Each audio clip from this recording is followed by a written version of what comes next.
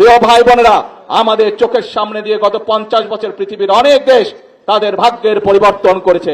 আমাদের চোখের সামনে দিয়ে পৃথিবীর অনেক দেশের মানুষের ভাগ্যের পরিবর্তন হয়েছে। যেই সিঙ্গাপুরকে নিয়ে আমরা মাঝে মাঝে গল্প করি, সেই সিঙ্গাপুরের অবস্থা 1971 সালে আমাদের থেকেও খারাপ ছিল।